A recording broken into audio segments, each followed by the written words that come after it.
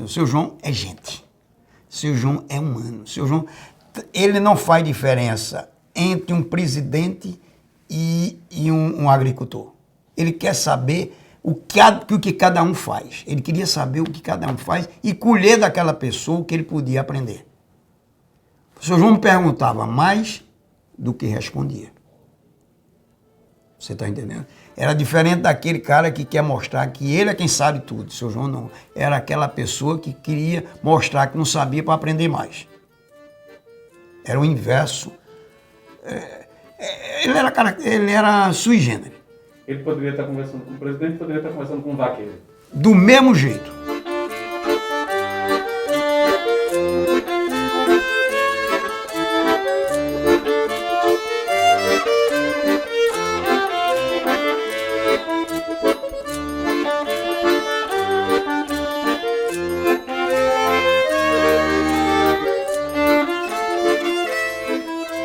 Tem muita terra. E a vaquejada aí vai ser quando? Vaquejada vai ter um agora, lá nos Pocinhos, lá em Totônio. Muito gado, tem muito gado? Tem, então.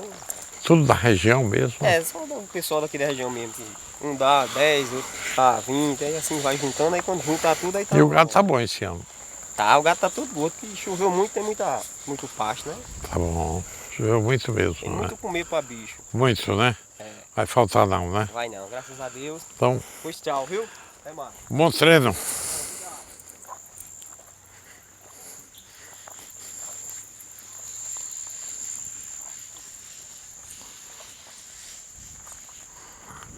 Aqui a casa, o centro das atenções de Tia Lica.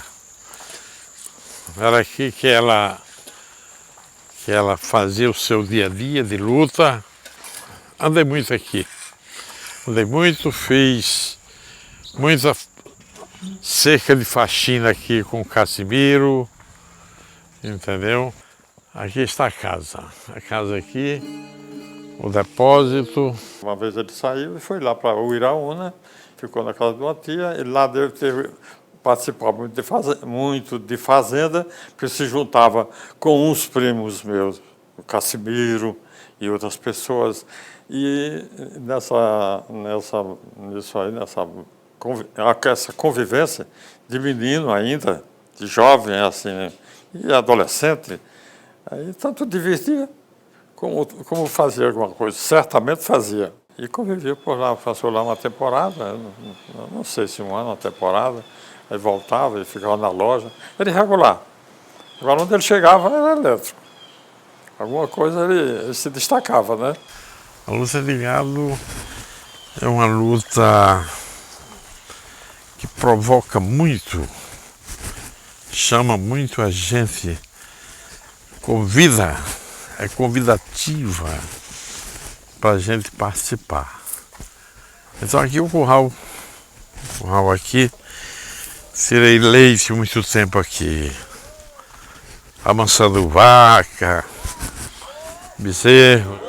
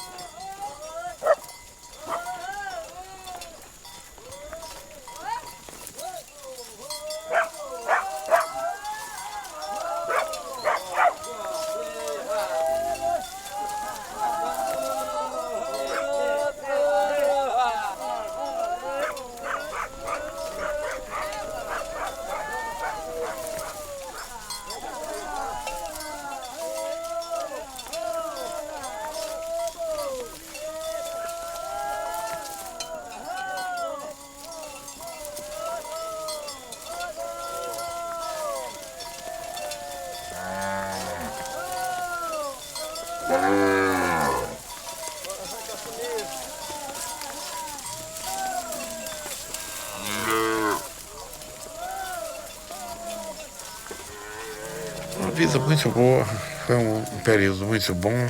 Tinha hora que eu pensava em ficar mesmo, tomar conta da fazenda, mas depois o destino determinou outros afazeres. Eu voltei para Cajazeiras e lá começamos uma outra vida, que foi a vida de comércio, né?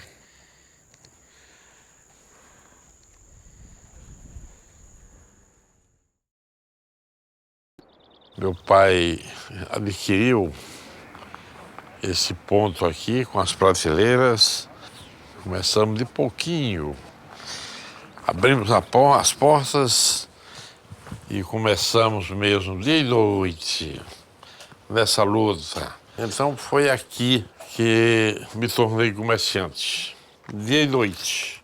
O meu horário aqui, eu começava às 6 horas da manhã e ficava todos os dias até meia-noite. Todos os dias encerrava à meia-noite. Mas por que meia-noite? Porque a luz da cidade apagava meia-noite. Aqui eram as prateleiras, aqui era o balcão. Um balcão aqui, muito bem. Um que nós chamávamos fiteiro, que vendia sabonete, pasta, essa coisa. Aqui embaixo do balcão se via de depósitos para preparar os pacotes de açúcar, café e outras mercadorias que seria vendido em grande quantidade no dia da feira, no dia de sábado. Nesse local tinha um saco de feijão ou 2 sacos de feijão, e aqui costumava ficar um repentista chamado Chagas Moisés. Chagas Moisés sentava aqui, entre essas 2 portas, dedilhando a sua viola e jogando verso mesmo para quem chegasse. E diminuiu de hora em hora, de tempo em tempo, aqui, tomando uma pingazinha. Isso ele repetia por muitas vezes, foi repetido, fazendo com que eu me apaixonasse pela poesia, pela viola e pelo repente. Teve um momento em que vocês realmente começaram a ficar mais juntos. Mais junto. Eu comecei aí a achar que era melhor ele vir para cá do que continuar na mercearia. Lá não estava evoluindo tanto mais. Ele evoluiu bastante. Mas tudo tem às vezes as coisas têm um limite. Eu falei com meu pai para botar o João fechar a mercearia e vir para a loja. E é o que mais a gente está precisando, é de gente. E principalmente gente que ajude. Era João.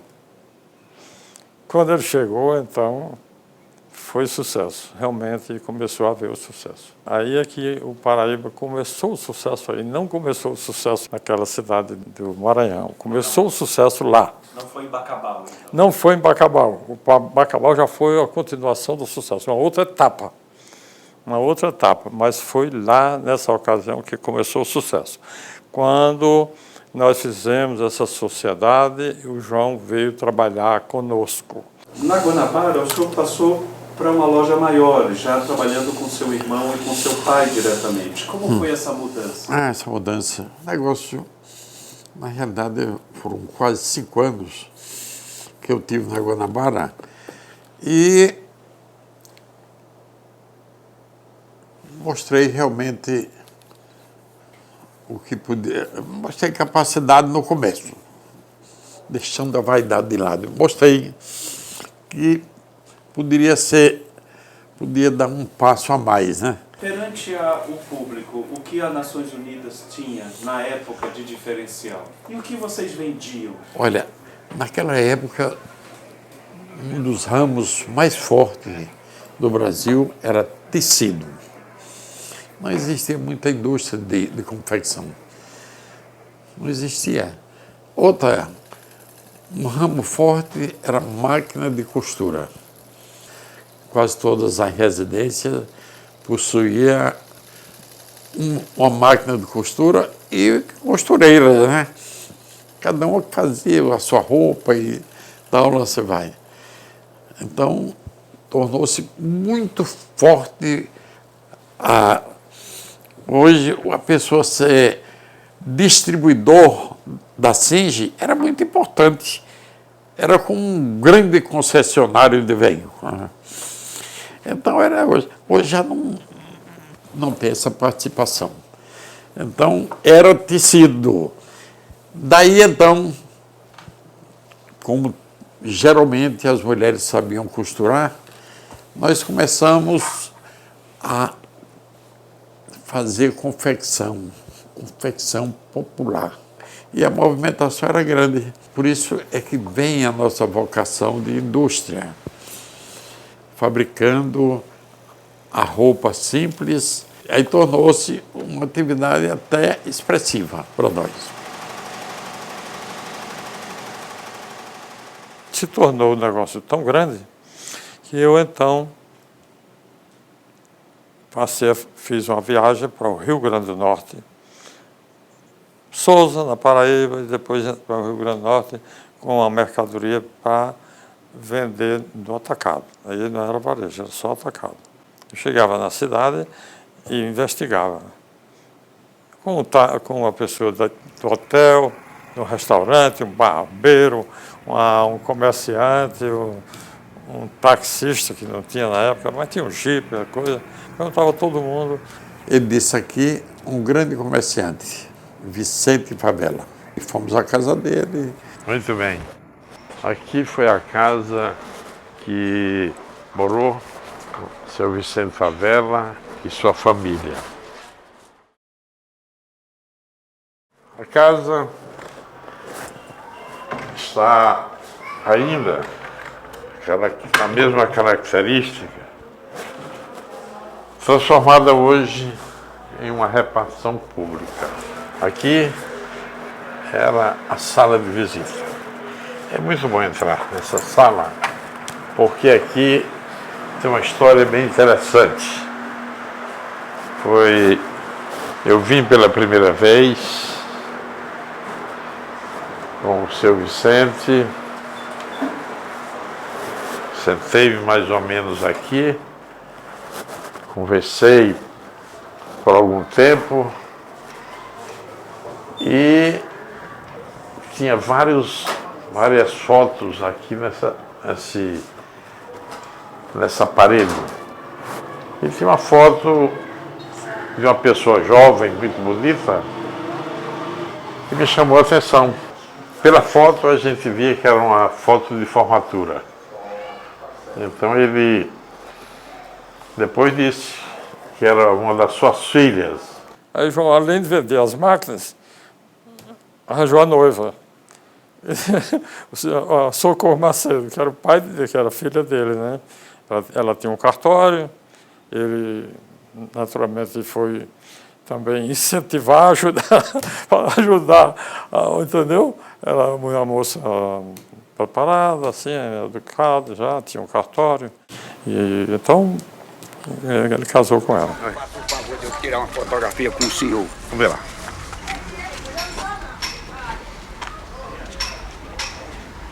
O fotógrafo parece que não está aprontado, não. Podia ter aprontado, não era para não demorar, não era?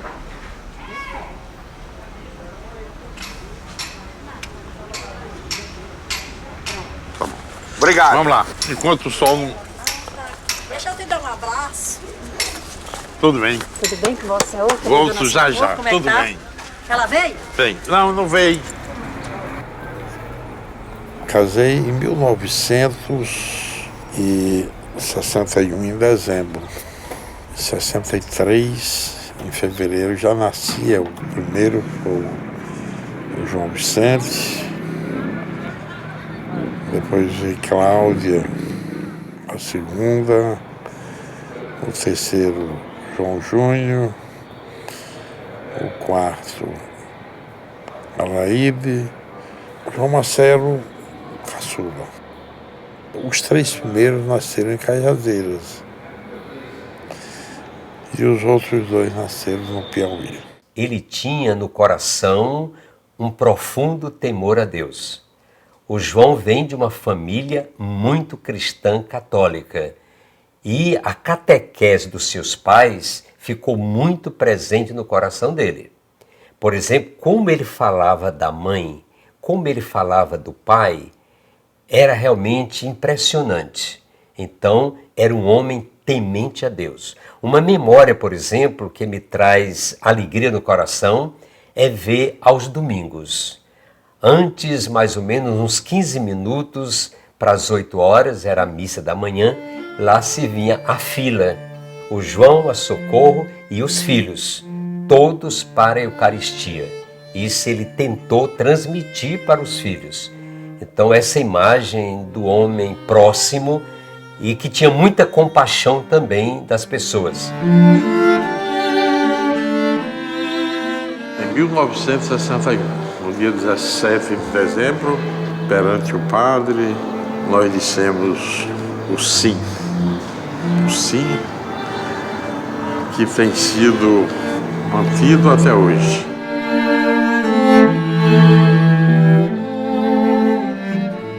Eu contei com a esposa, Socorro, que se dedicou muito na educação, acompanhou muito os meninos, tá entendendo? Eu reservava mais o tempo para os negócios, entendeu? Eu não podia dizer que não tinha tempo. Tempo tem, para tudo. Mas ela se dispôs mesmo a acompanhar com mais cuidado os filhos na escola. Rezemos, irmãos e irmãs, pela igreja missionária e por todos os missionários, dizendo: ornai-vos, Senhor.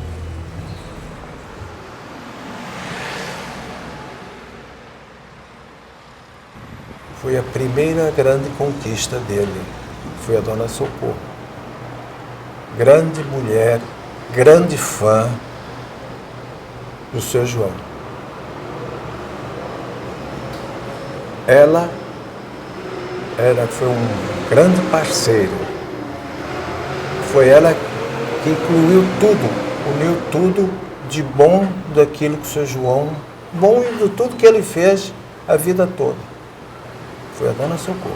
É importante que todo mundo saiba que Dona Socorro foi a mulher que partiu de Cajazeiras numa situação que não eram ricos naquele tempo, com seu João para o Piauí. Seu João não encontrou Dona Socorro rica, nem Dona Socorro encontrou seu João rico no caminho da vida. Eles trabalharam juntos, né? Ela, uma mulher lá da sociedade de Teresina, participante das ações sociais da cidade, né? Principalmente da vida religiosa, né?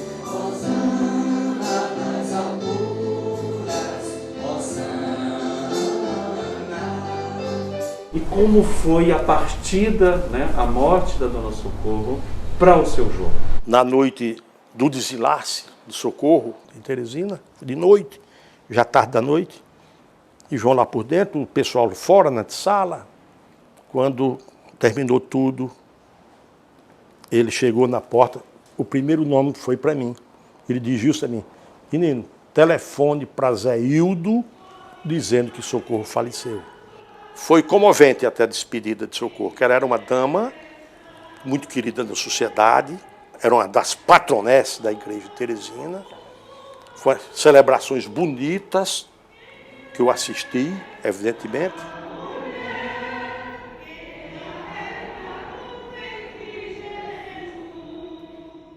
Eu acho que ele teve na vida duas fases na vida conjugal. A bondade, tudo pronto na ocasião em que ele necessitava, até o dia que Dona Socorro esteve viva, né? Depois eu tive mesmo de visitá-lo lá na casa dele, já ele só viúvo, sem Dona Socorro. E para todos nós era visível, né, a situação de solidão que ele passou a enfrentar.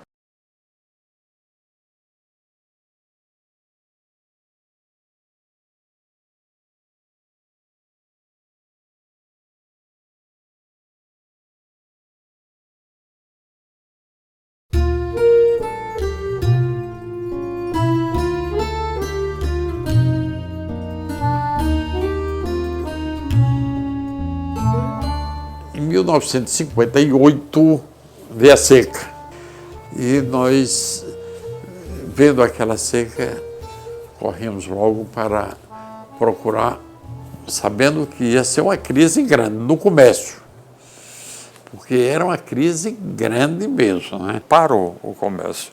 A dificuldade de vender o dinheiro, de apurar o dinheiro, era grande até para pagar os empregados. Numa loja, na filial que nós tínhamos em Uiraúna, só mandar o dinheiro lá para pagar os funcionários, e eram poucos, entendeu?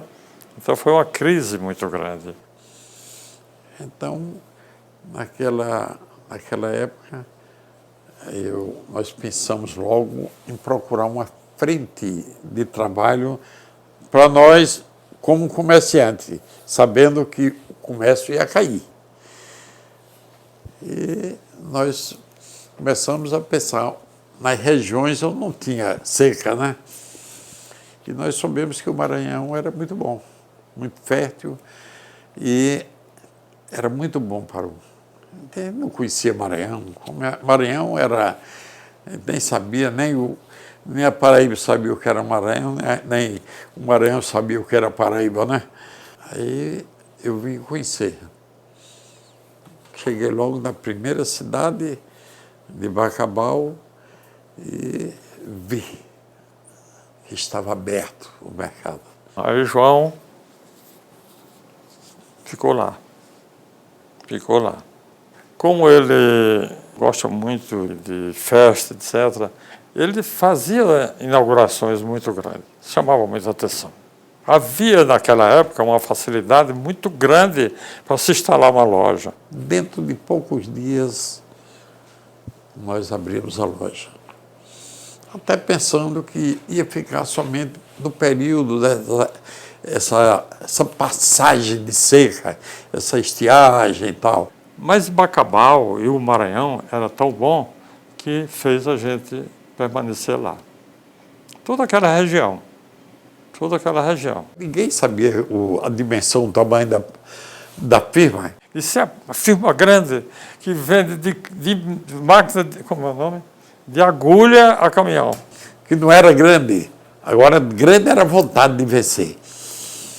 Aí, qualquer pessoa chegava e perguntava, você tem mercadoria tal? E a gente já conhecia quem tinha na Paraíba e tal. Temos. Então, vai chegar tal dia aqui, né? E já ia vendendo.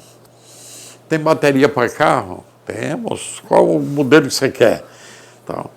Então temos. Quantas são? Anotava, fazia o pedido e via e tal.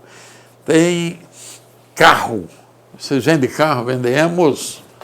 Tinha um amigo lá, o Zé Cavalcante. Zé Cavalcante, estou precisando aí de um carro aí e tal. Pode vender. Você poderia contar essa história dessa venda? Isso ele sempre conversava comigo. Nunca o cliente procurou a comprar para ele informar que não tinha. Mesmo que ele não tivesse. Ele entrava em entendimento naquilo que fosse o mercado, adquiria aquela mercadoria, mas atendia aquele cliente. Ele não perdeu o mercado. Fosse o que fosse. Até venda de algodão, tudo. De tudo isso ele me falava.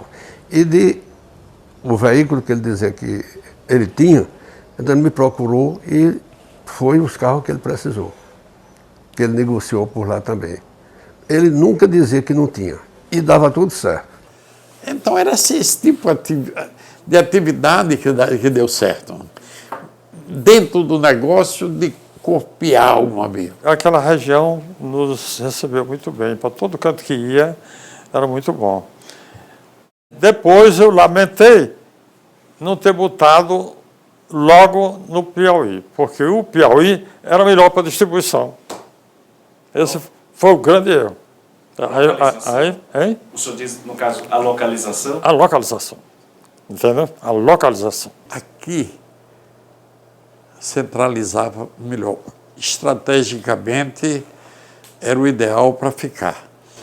É isso que eu queria dizer, não é nem a saída, mas é porque sair porque central não ser Bacabal e porque São Luís era mais perto, se for pensar assim. Né? Geograficamente, a gente estudando, Teresina é o ideal. 450 quilômetros para São Luís, 600 para Fortaleza, 800 para Belém. Então está aqui um local estrategicamente muito bom. No coração do Nordeste. Do Nordeste. E estamos aqui.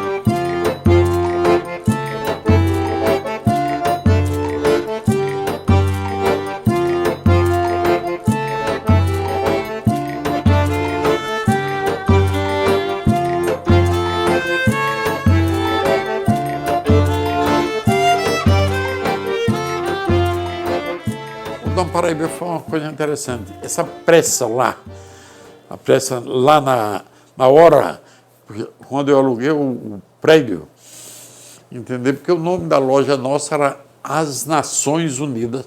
Eu achava um nome difícil para a gente divulgar esse nome, entendeu? E precisava do nome, a propaganda, fazer a propaganda logo. Está chegando aí, dentro de poucos dias, quem? Aí eu comecei a pensar. Aí, Armazém Potiguar, já tinha. Armazém Tabajara, já tinha. Armazém Pernambuco, Pernambucana já tinha. Então, Paraíba. Eu achei um nome, Armazém Paraíba, eu não achei muito fácil de aceitação. Mas é interessante o nome. Essa questão de boniteza depende muito do sucesso. Se tiver sucesso, é bonito. Se não tiver, qualquer nome não é bonito, né? Não é mesmo? Então, aí, eu digo Armazém Paraíba. Então, será que dá certo, meu Deus? Mas precisava não ter outro nome, então deixei o nome Paraíba, né? Armazém Paraíba. E aí, eu mesmo fiz a propaganda lá para um serviço de som e tal. E daí, o nome Paraíba tornou-se um nome bonito, né?